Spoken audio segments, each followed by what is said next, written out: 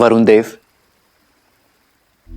गुरुवर के निर्देश अनुसार भगवान परशुराम द्वारा दिया गया यह विष्णु धनुष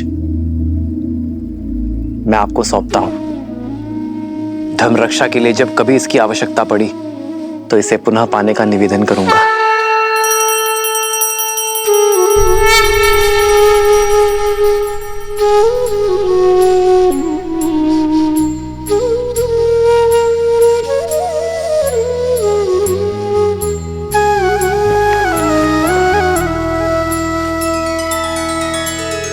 वरुण को सारंग सौंपा, शस्त्र से ना मोह है। लोभ शक्ति का नहीं, जनहित ही पावन योग है। पुरुषार्थ करके विजय पाना, पथ है सबसे पावनम। नर को ये संदेश देते, धनुष तज नारायणम।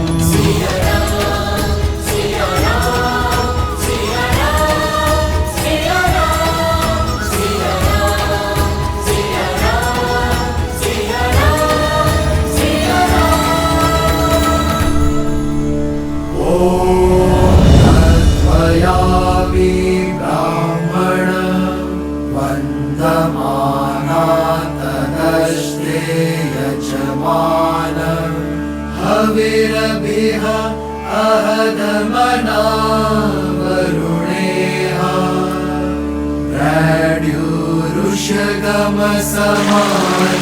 आयुः प्रमुषेह। ॐ वरुणाय नमः।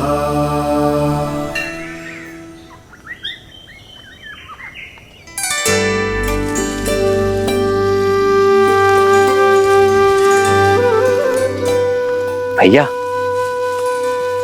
मिथिला कितनी सुंदर नगरी है ना। और आपको तो कुछ अधिक ही सुंदर लग रही होगी जब से स्वयंवर हुआ है तब से। अंतर है लक्ष्मण, पहले मिथिला मेरे लिए नगर था, पर अब घर हो गया है।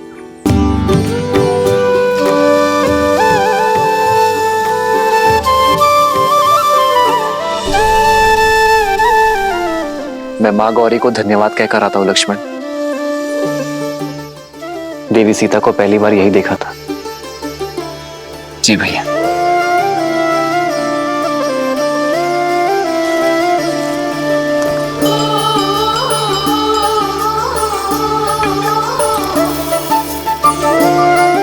माँ, आपने जो मुझे दिया वो मेरे लिए सर्वश्रेष्ठ था।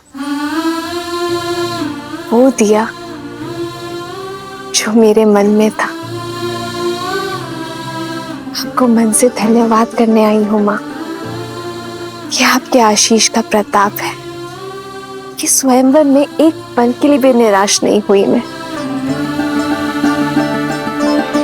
धन्यवाद माँ। माँ का आशीष दोनों पर है, तो धन्यवाद देने एक ही क्यों आए।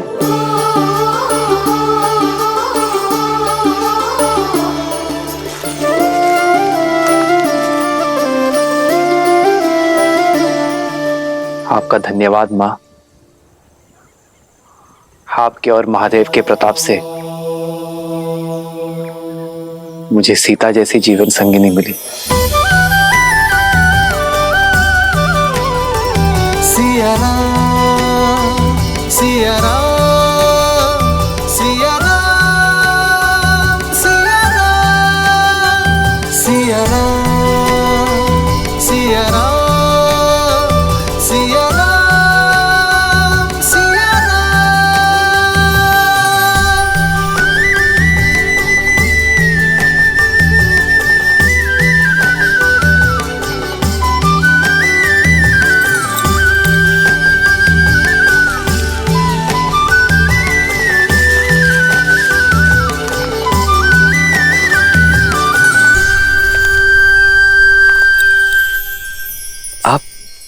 मेरे चरण स्पर्श क्यों कर रही?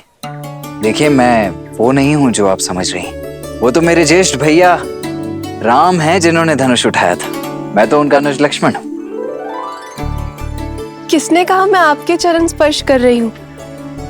एक स्त्री केवल 3 लोगों के चरण स्पर्श करती है, अपने पिता के, अपने गुरु के और अपने पति के। और आप इनमें से कोई नहीं है, तो मैं आपके चरण क्यों स्पर्श करूंगी?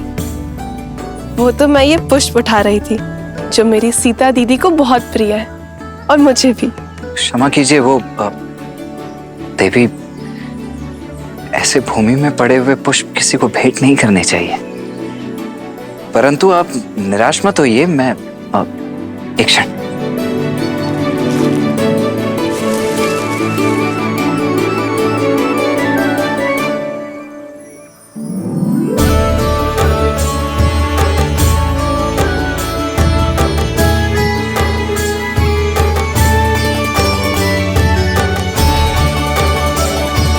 आपके लिए नहीं है, भाभी मां सीता के लिए।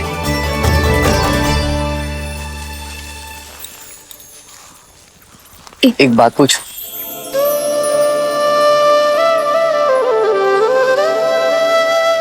पहले आप।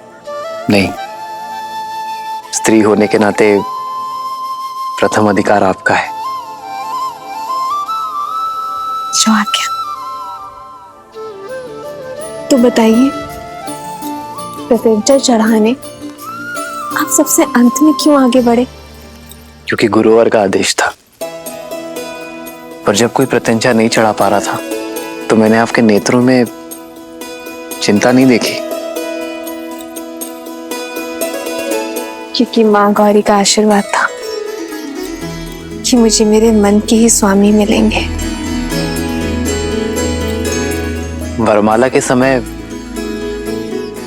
आपके नेत्रों में एक भाव था, जैसे आप जानती थी कि वरन हमारा ही होगा। क्योंकि आपकी विनम्रता और करुणा का संदेश आपकी मिथिला आने से पूर्व महादेव का संकेत बनकर पहुंच चुका था। यदि गुरुवर हमें मिथिला ना लेकर आते तो लाना पड़ता, क्योंकि भले ही वो ब्रह्म ऋषि है, पर महादेव के चयन और गौरी माँ के आशीर्वाद के आदेश के परे नहीं। बिना मुझे जाने मुझ पे इतना विश्वास? भूमि से उपजूं आर्य, एक झलक से समझ जाती हूँ कि किसके हृदय की भूमि में विश्वास का पौधा उपजेगा। महाबली लंकेश ने जब प्रयास किया था उस समय भी भय नहीं लगा आपको? नहीं, क्योंकि 8 वर्ष की आयु में मैंने वो धनुष उठा लिया था। भली भांति जानती थी कि उस धनुष को कोई बाहुबल से नहीं उठा सकता। पर उस राक्षस की आंखों में मैंने अपमान की लज्जा देखी, हार की खींच देखी। उसकी आंखों में मैंने अपने लिए एक कुलसित चाह देखी। क्या देवी उससे चिंतित है? अब नहीं, क्योंकि आप मेरे साथ हैं।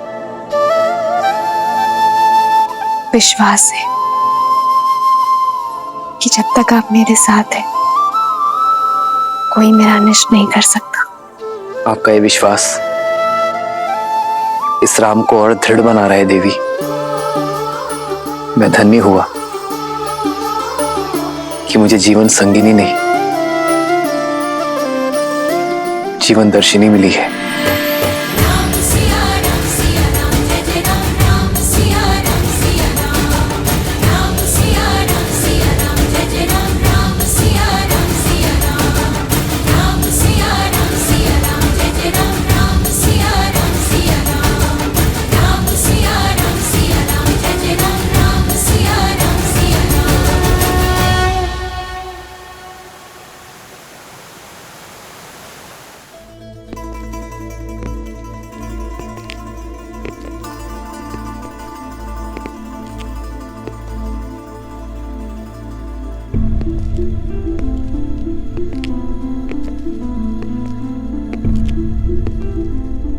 अंततः मेरी कामना पूरी हुई भैया। भगवान विष्णु की कृपा से आप सद्मार्ग की ओर बढ़ रहे हैं। अपने पापों के प्रायश्चित के लिए आपने जो संन्यास का निर्णय लिया है वो अति उत्तम है भैया। दुख तो केवल इस बात का है कि बहुत देर कर दी मैंने। कदाचित तुम्हारी बात पहले मान ली होती तो आज मेरे महादेव मुझसे रुष्ट ना होते। लंका को अब तुम जैसे सदाचारी राजा की आवश्यकता है।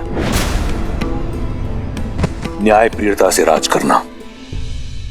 भैया, यदि राज ही करना होता तो ब्रह्मदेव से संपूर्ण सृष्टि का राज्य मांग लेता, किंतु मुझे विष्णु भक्ति रहने दीजिए। और ये राज्य संभालने के लिए तो आपका महाप्रतापी पुत्र मेघनाथ है ना।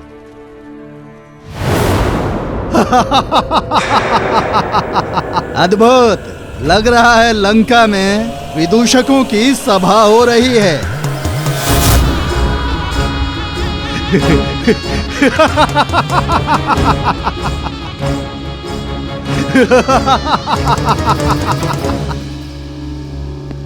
मुझे तो लगा था कि सिंहासन त्यागने की बात बोलकर इस भोली भाली शूर्पणखा को मूर्ख बनाया है, पर सत्य मेरे सामने है। कभी कल्पना भी नहीं की थी कि रावण को कभी सन्यासी वेश में देखूंगा। केवल वस्त्रों से नहीं, आत्मा से भी मैं संन्यास स्वीकार कर चुका हूं विद्युत जीवा।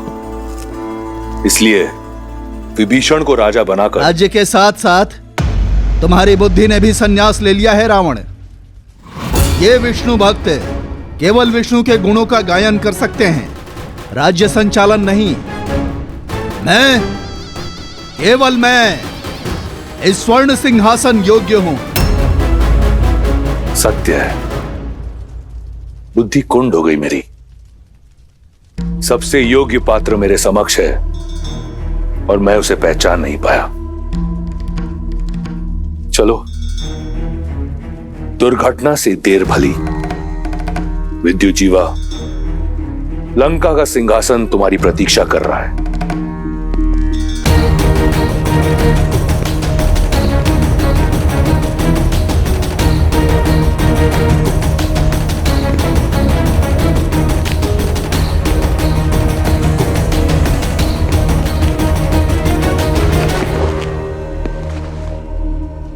तुम मेरे साथ छल तो नहीं कर रहे ना रावण? एक सन्यासी पर ऐसा लांछन मेरे बहनोई।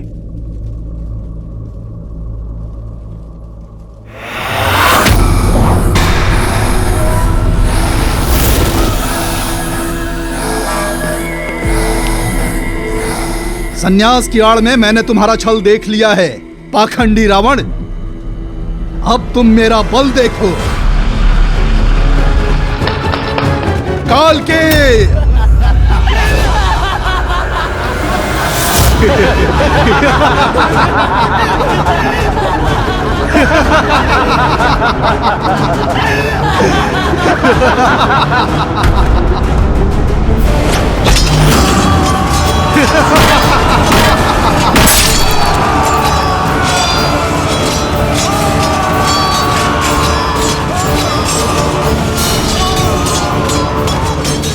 बंदी बना लो इसे। हमारे व्यू में फंस गया है ये दशानन। लंका मेरी, व्यू मेरा, फंसे तुम सब हो विद्युत जीवा। शनि जिसके चरणों का दास, उसका सिंहासन पाने की आस असंभव है विद्युत जीवा। आज लंका की स्वर्ण आभा में तुम सबके रक्त की लाली की आभा होगी। हर हर महादेव।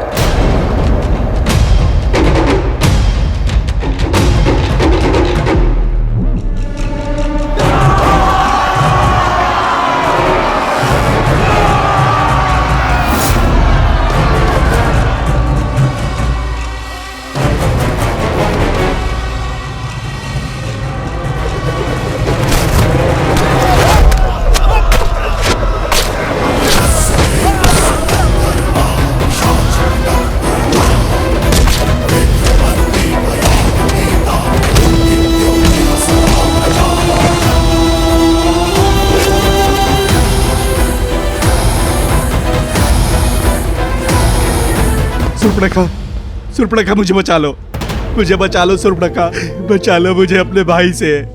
मैं तुम्हारा पति हूँ, तुम्हारे पुत्र का पिता हूँ। दया करो सुर्पणखा, दया करो। दशानन मुझे क्षमा करो। रावण के शब्दकोश में द से दमन और दंड है, दया नहीं।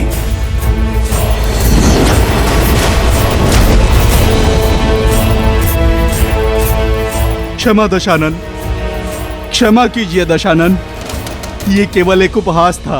मेरी शक्ति का उपहास करने वाले को चंद्रहास उत्तर देती है। देवस्य गन्धर्वाः पिशाचपटक्पुरगाः विक्रमन्ति भयात् भीता मरुभिद्यो इव सदा प्रजाः। लंकेश, नहीं भैया।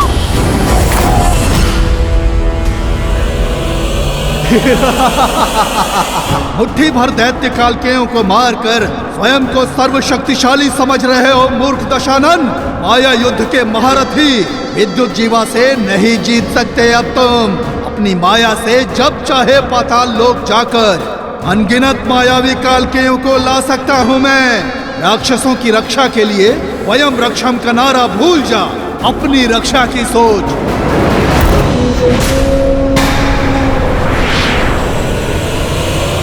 भैया, दशानन, दशानन।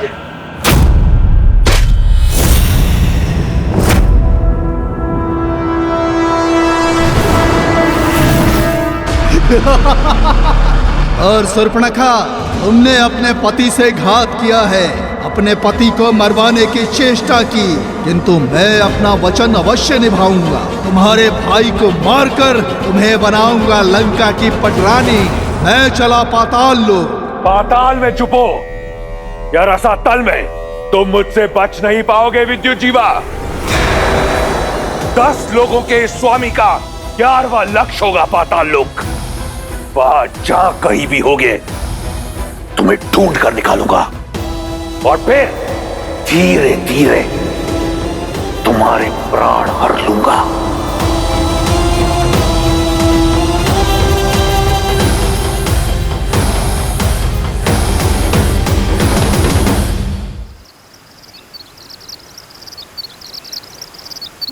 दूतों ने सूचना दी है लक्ष्मण, पिताश्री किसी भी क्षण आते ही होंगे। हमें देखकर पिताश्री कितने भावुक हो जाएंगे ना भैया। देखिए, कदाचित पिताश्री आ गए।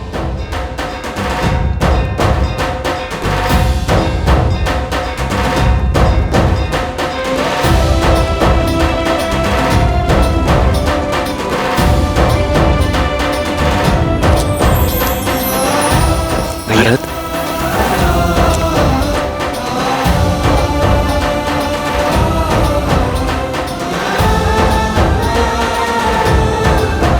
भरत,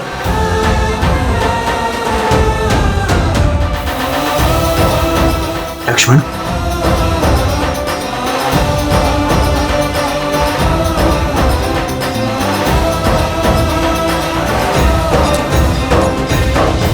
भरत, इतना शीघ्र?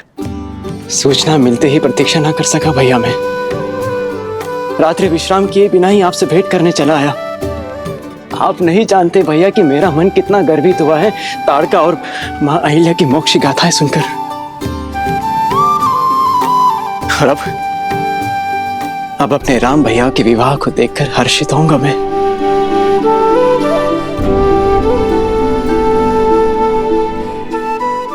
और मेरा मन तुम्हें देखकर हर्षित हो रहा है भरत। भैया,